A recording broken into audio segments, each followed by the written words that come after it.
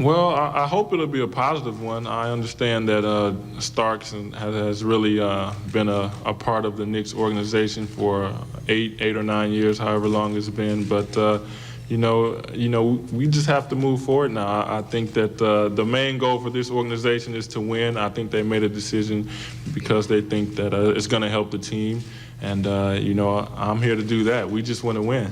If you're strong enough to prepare yourself for a negative reaction? Well, I think so, because nothing's, I don't think, is worse than that first week after the incident. I mean, there was so much said about me, so much negative publicity, and I've heard it all. So I think if I can handle that, I'm pretty sure that I'll be ready to handle anything else. Do you have any idea about the controversy in the city since this trade was announced? And with all due respect, a lot of fans don't want you here because of the situation.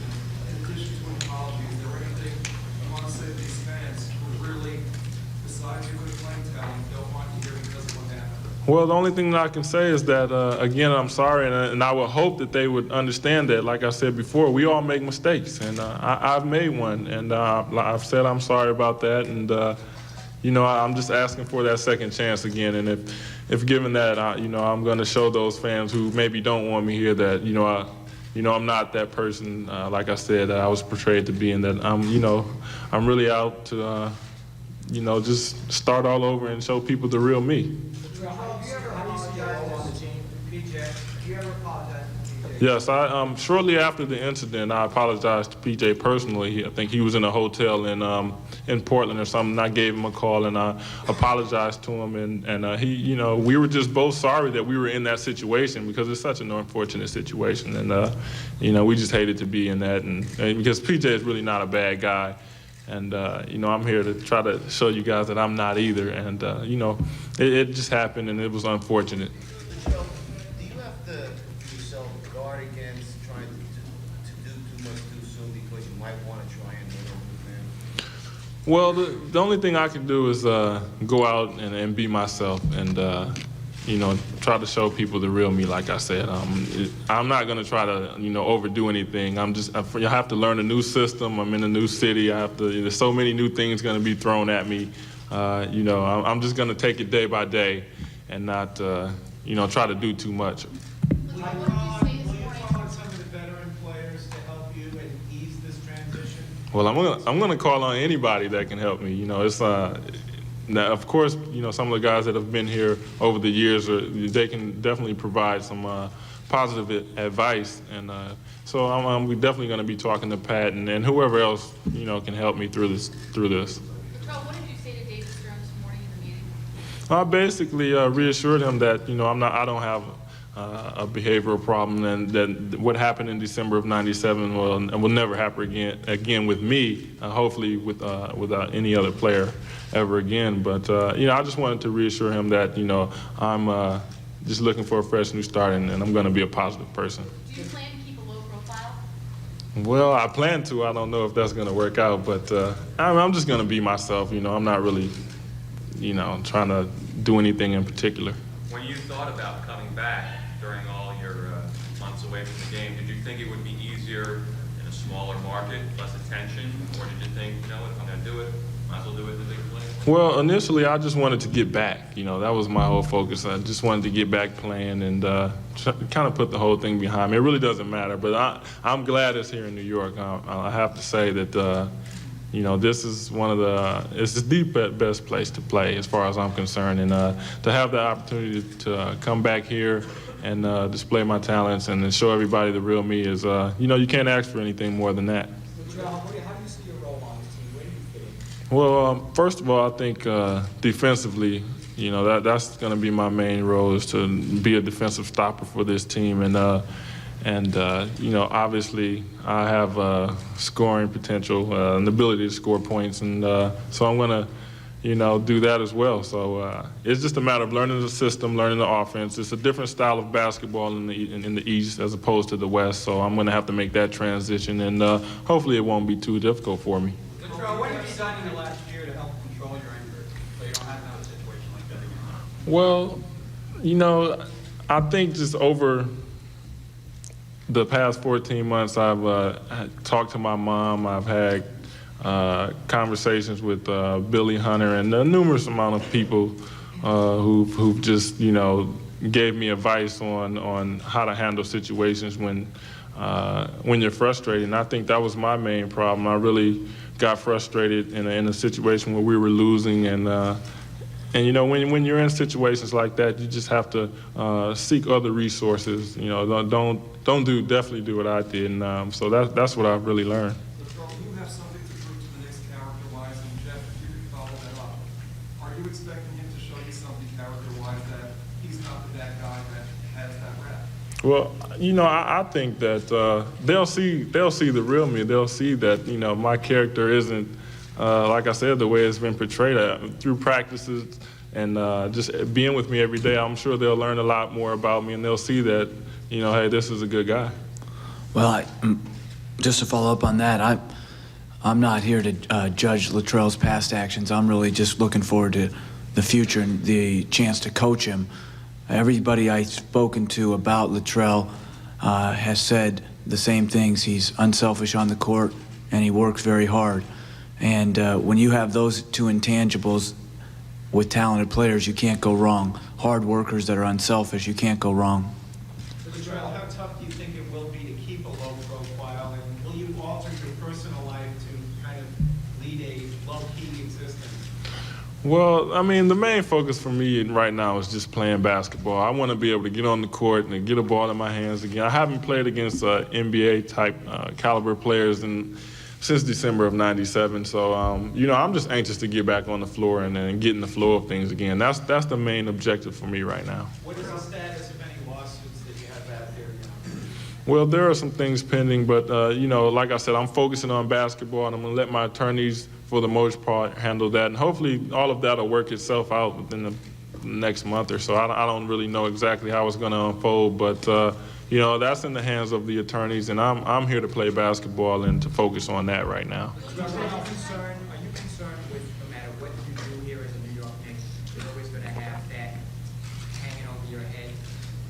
Well, I'm sure it will be, but I'm not really concerned about it because, I feel I'm a strong individual, and I'll be able to overcome this situation, and anything that's thrown at me, I feel confident about myself and my ability. So there is some concern, but at the same token, like I said, I'm here to play basketball and to win more than anything. Do you think this whole thing is ever going to go away? I don't think it'll ever just go away. And, people are always going to refer to it, but hopefully, they'll just get to see the real me and understand that I did make a mistake and I am sorry for it. And, I've grown up and I'm a different person now. Every night. He's your all-star. He averaged 24 and a half last year. I think that shot. Get it out. As Sprewell heads the other way. Well, I was impressed, and I think the reason they did because they were able to sit down with me personally and were able to talk to me and look into my eyes and see and have a good feel for what type of person I am. I think that's why they made the decision that they did. Latrell, are you tired of being called bad boy basketball? Well, it's just something that I've heard. I really can't say I'm tired of it one way or the other. I mean, it's just something that people like to say, and I've come to expect that because it's been said so much. But I'm not letting it bother me or anything like that. Latrell, when you had your first meeting with Coach Van Gundy, Dave Jenkins, and Ernie Grunfeld, were you a little nervous about the whole thing, that this was your chance to get back playing? I wasn't nervous. I just wanted to really let them know that I really wanted to be a part of the Knicks organization, and that I was going to do everything in my power to help them win if they got me with the organization. And so I wasn't nervous at all. I just wanted to impress them and let them know that hey, I'm a good guy, and just give me that second opportunity. Were you confident that you did impress them once the meeting was over? I felt really good afterwards. Yeah, I really did. Except that he didn't have any Diet Coke in his house. He only served me regular Coke. You gotta get some Diet Coke in that house. Latrell, if you had a young basketball fan right here, forget about us, a 12, 14-year-old kid, big Knicks fan maybe, who had read and seen about the incident with PJ and your time away from the game and now you're signing now, and had also watched you play, what would you say to that kid is the lesson of all this? Well, the lesson is, you make mistakes. You have to go on. You have to be able to move on. You have to learn from your mistakes. And, you're not going to be perfect in life. Overcoming obstacles is sometimes difficult, but you can do it if you just stay positive. And, basically that's what I would say. Like I said, we all make mistakes, and I'm sorry for the mistake that I made. And, I'm just hoping that everybody will understand that, I've been given the second chance, and I want to make the most of it. Latrell, past some mistakes, how much rust is on your game? Oh, well, like I said, I haven't played against NBA caliber players in over a year now, so it's going to be interesting to see where I'm at. But I feel confident about my game, and I got a couple of weeks to get ready, and I'm going to be in the gym early and there late to make sure I'm ready on opening night. Are you going to be there tonight? Are you practicing tonight? I can't practice as of yet. He can't until the players that were traded pass their physicals. He cannot participate in practice, and we don't know when those other when John and Chris and Terry are going to pass their physicals. Hopefully by tomorrow afternoon, so Latrell can be with us tomorrow night. Latrell, how do you think you're going to handle next Wednesday, first preseason game, if a good number of these people at the guard start booing you? I mean, you can say you're going to brush it off, but you're a human being, you're going to have to feel this. Well, I'm definitely not going to be happy about that, but honestly, being in New York, even during the arbitration when I was here, I had people asking me on the streets, "Are you coming to the Knicks?" And I've been here now, and everybody that I've seen, they're like, "I'm glad you're here. I wish you the best of luck." And so it's really hard to say, what's going to happen, but I really think that the fans are really forgiving and are going to give me a second chance. Also about proving people wrong to people that think you have no right being here at all. Do you think you owe something to them to prove them wrong? Well, I think I just owe this organization. I have to prove something to them. They've given me the opportunity to come here, and like I said, they've given me that second chance, and I want to prove to them that they made the right decision, and I think that's what I really want to prove. How much basketball have you played? Can you describe whatever workout? Well, I've been shooting. I've been doing more lifting weights than anything, but I have been getting shots up and at the Y in Milwaukee. Playing with my brother and things like that. But like I said, that's nothing like playing with guys like Patrick every day and some of the other guys you see in the NBA. So I think that, like I said, I got 2 weeks to get ready, and I'm going to, like I said, be in early and there late to make sure that I'm ready on opening night. Can you also just describe the details of the meeting this morning? How long did it last? Where exactly? I would say 15 to 20 minutes. It was a very pleasant meeting. Guys were just, like I said, wanted reassurances that I was going to be a positive person in the future. I would rate the meeting a 10. I mean, it was a really good meeting. Latrell, do you realize that Knick management is taking a big risk with you?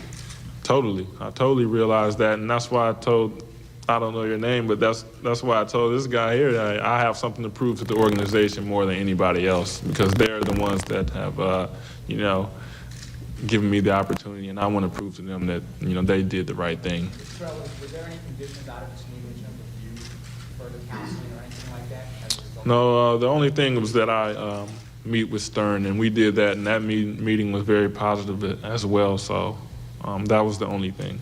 Latrell, I know you can't comment on the specifics of the lawsuit, but do you understand why some people would have a problem with the idea that you're truly sorry while you still have lawsuits pending against other parties that, in effect, maybe passing the blame to them? Well, the only thing that I would say to that is that, I do recognize that I should have been punished for what happened. The only reason there is a lawsuit because, we felt that the punishment was a bit severe.